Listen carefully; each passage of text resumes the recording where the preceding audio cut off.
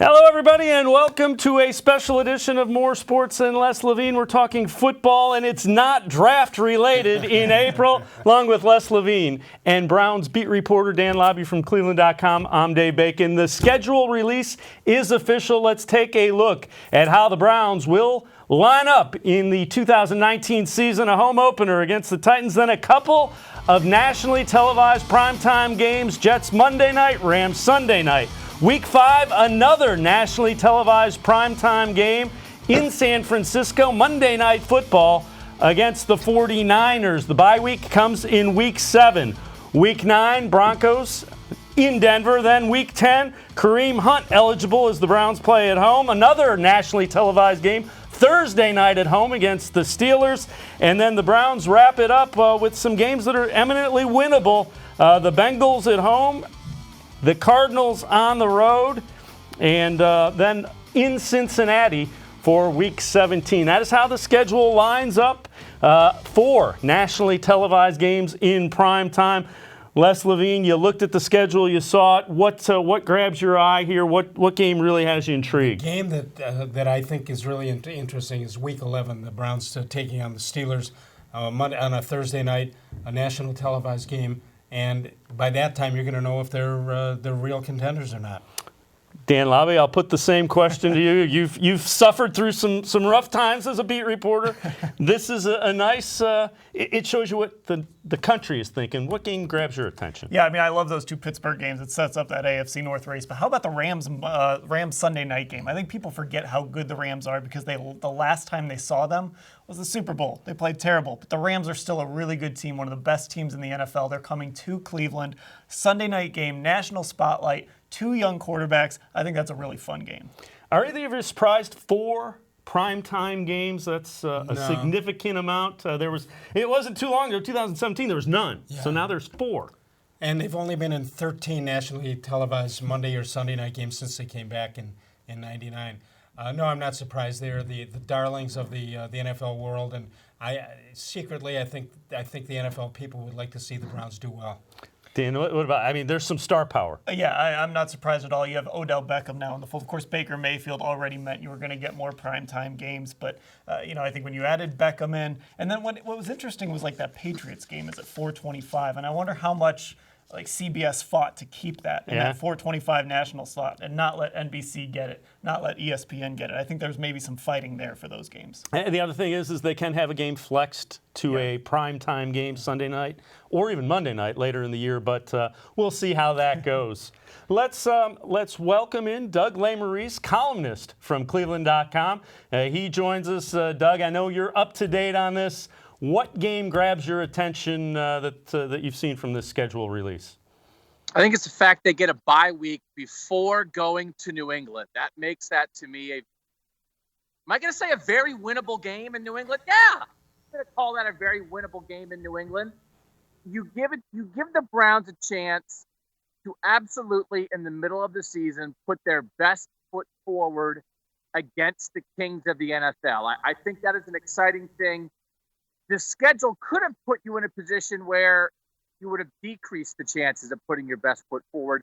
For instance, they're going to play Seattle at home coming off a Monday night in San Francisco. I think they might lose by 40 at home to Seattle that day. But I think it's going to be good for everybody. You're going to get a real test of where the Browns are because they'll be peaking then. Well, the thing I got to ask you, Doug, you've been on record as saying you think this team's for real. I'm going to put you on the spot. Give me a prediction. What do you think the win-loss total is here? And you said there's some things that set up and some things that are challenges. So we all do this. We go through the schedule. So people may know that in December I said 12-4 for the Browns, looking at who they would play. Now, after seeing the schedule, I am possibly hesitating a bit. I went through game by game very quickly, and I got 14-2. So I'm locked in on 12-4. I never was kidding. I was not kidding in December. I was not kidding when they got Odell Beckham. I am not kidding on schedule release day. They can go 7-1 in the second half of that season. When you end Cincinnati, Baltimore, Arizona, Cincinnati, they're going to be in a playoff race and in a position to win games.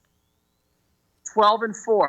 No doubt. It's never been a doubt in my mind, and this only reinforces 12-4 to me. Doug Lesmerises, we appreciate the time joining us via Skype from down near the cleveland.com studio. So Doug stays to his 12-4 guns. I went through and came up at 11-5 and then kind of massaged it, and I'll tell you what I go. But first, what do you say? Yeah, first of all, he makes a good point. That second half of the season, on paper, you don't win games on paper, but if they're in the hunt at the middle of the season, that looks like a nice schedule to look after here. I'm going with 11-5 for the season. I think it's a legitimate team that's going to get better as the season goes on. So you gave them an extra game. We were saying 10-6, and then you heard Doug say 14-2. So you said 11. You guys are saying 10-6. I had to back off on it. All right, 11-5 for Les. All right, Dan Labbe, we're going to consider you one of the experts because you get to see him day in and day out. So we're gonna. I thought, and I'm forcing you to do this before the draft. I thought I was feeling optimistic with my prediction, but I'm going to be on that low end. I'm going to say 10-6, and I think Doug made some good points about the schedule breaking right. Even that Seattle game, it's a 1:00 start. You always want to get Seattle early in the season because they always get hot in December, and they always win games in November and December. So you get them early in the year. That's good. And 10-6, I think, is very doable with this schedule. Yeah, I went through and had it at 11-5, and I'm going to back off and say 10-6 because I think that's legitimate. And when's the last time Browns fans were saying 10 wins in a season? And this is the time you're supposed to feel good, right? Yeah, let yourself feel good about things. We'll talk about the real football and what's really going to happen soon. But schedule's out. It's exciting. Let's feel good about it. A lot of Browns fans have said that, double digits, but they usually had a bottle in their hand at the time. Well, so you're telling me that was more at the Muni lot as opposed to somebody logically thinking things through. All right, well, those are some fans, though. Yeah. Those are real fans. Fans are fans.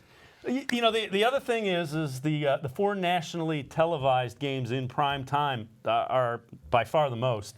Matter of fact, last Monday night football game was in 2015. That was the Ravens, Block 6 game. But here are the nationally televised prime time games, weeks 2, 3, 5, and 11. That Week 11 game is a Thursday night game. 2018, they had only 2. 2017, there was none. 2016, just 1. 2015, just 2. 2014, 1. 2013, just 1. Bottom line is there is some star power with this Browns team, and the national media wants them to be a part of their schedules. That's a good thing. Yeah, I think it's great for this team. Again, it's a lot because of Baker Mayfield, a lot because of Odell Beckham. The thing about a couple of those games is that's when 10-6 turns into 8-8. If you lose to the Jets, if you lose to San Francisco, those games being in prime time on the road makes them a little tougher. So those are the games the Browns are going to have to go on the road and try to win with the national spotlight on them. The home opener is intriguing for a couple of reasons. Number one, Mike Vrabel, from Walsh Jesuit. Yeah. And Jimmy Haslam, home state of Tennessee. If there wasn't pressure on Freddie Kitchens before, there will be now. Well, the other thing is I think that kind of made a game that when you looked at the schedule, Tennessee was kind of meh. Now it makes it important because it's the opener. Sure.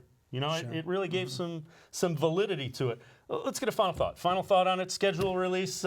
This is kind of new for Browns fans, getting excited about that instead of the draft. It really is. Like, we can actually sit up here and say 10-6, and people aren't going to think we're completely crazy, at least. Doug could say 12-4. People aren't going to think he's completely crazy. But, again, kind of like Les said, that second half sets up great for this team, especially December. You've got Pittsburgh and Baltimore, but Cincinnati by then probably playing for draft position. Arizona probably playing for draft position. The Browns might actually be playing for something else, something they haven't played for a long time. Yeah, without question. Final thought, Les Levine. Final thought is that this offseason has been so interesting because the rules changed in the game. That now your draft isn't as important as what you did free agency, what you did with the schedule, and I can't wait till this darn thing gets underway. It should be a lot of fun. The draft is coming up. Want to remind you, Les Levine will have Jeff Shudell, and we'll hear from John Dorsey, his final media availability before the NFL draft next weekend. That's coming up tomorrow night right here at cleveland.com, 6 o'clock, more sports and Les Levine.